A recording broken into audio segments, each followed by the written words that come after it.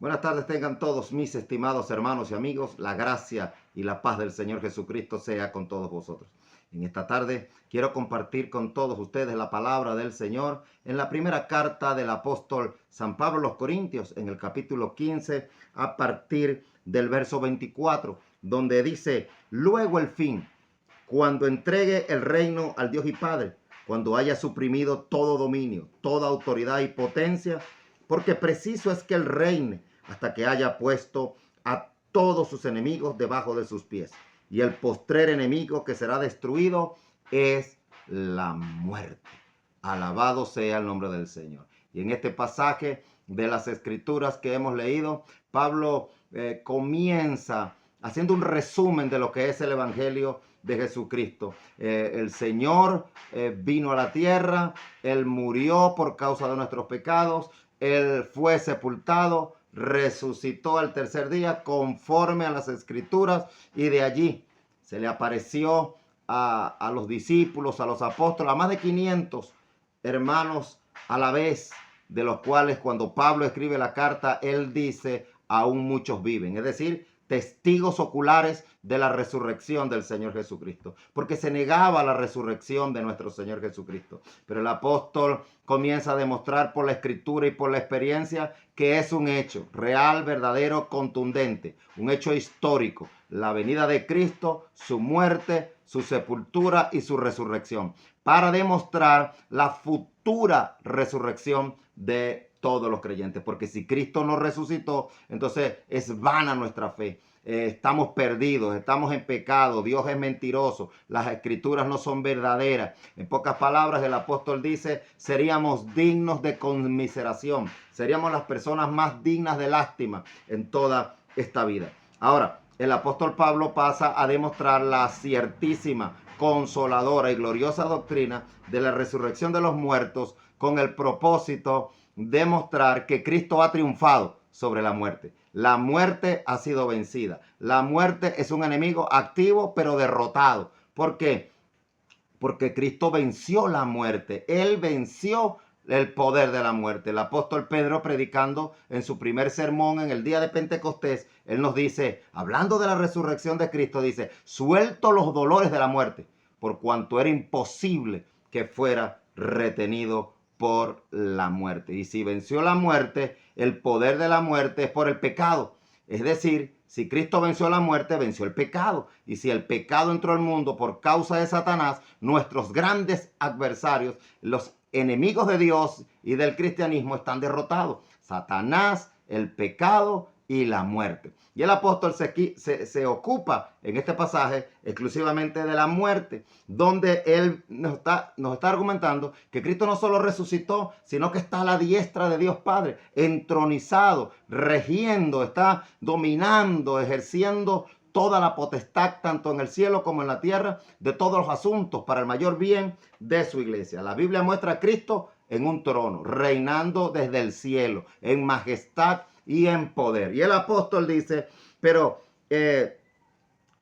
al final, cuando Él venga y entregue el reino al Dios y Padre, es decir, que lo ha estado ejerciendo, lo va a entregar, el reino al Dios y Padre, ¿verdad? Cuando haya suprimido todo dominio, toda autoridad y potencia, porque es necesario, es preciso que Él reine hasta que haya puesto a todos sus enemigos por estrado de sus pies. Al diablo, enemigo derrotado, activo, pero derrotado. La muerte, activa, pero derrotado. El pecado, activo, pero derrotado. Y Pablo dice: pero el último enemigo que será destruido es la muerte. Veamos la muerte, cómo la trata el apóstol Pablo en estos pasajes bíblicos. En primer lugar, el apóstol trata a la muerte como un enemigo. El postrer enemigo es la muerte. La muerte, la reina de los espantos, la reina de los terrores. En el Cristo glorioso perdió su terror. Y los que somos de Cristo, en nosotros también perdió su terror. Ya no nos esclaviza, ya no nos ata, ya no nos aterroriza. ¿Por qué? Porque Cristo la venció.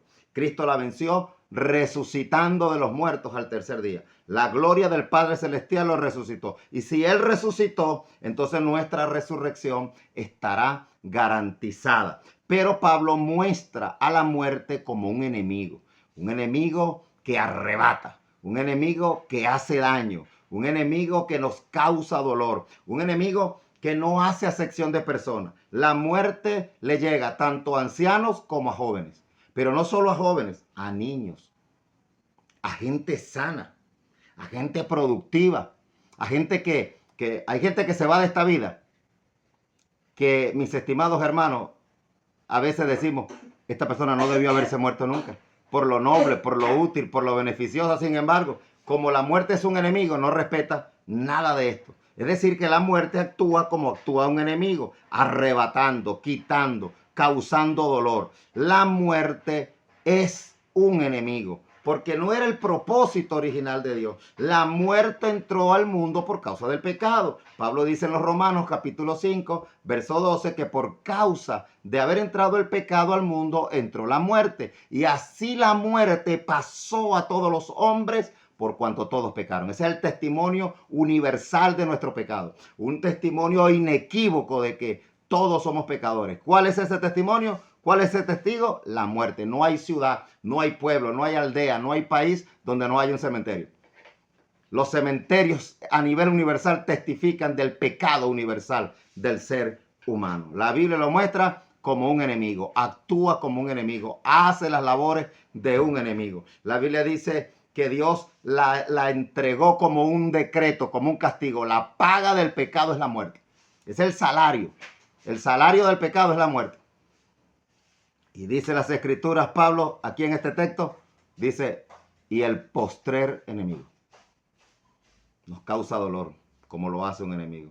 Nos arrebata seres amados, como lo hace un enemigo. Pero el apóstol Pablo dice, porque, y el postrer enemigo, que será destruido, es la muerte. Ahora, es un enemigo, pero la Biblia dice, será destruido. Será acabado, desaparecerá, dejará de ser. Viene el día, mi estimado amigo, cuando ya no habrá más llanto. Dios enjugará toda lágrima de los ojos. No habrá muertos, se acabarán los cementerios. En los cielos nuevos y la tierra nueva donde mora la justicia. Aquella gloriosa herencia que Cristo compró para los que creen en Él a través de su muerte en la cruz del Calvario.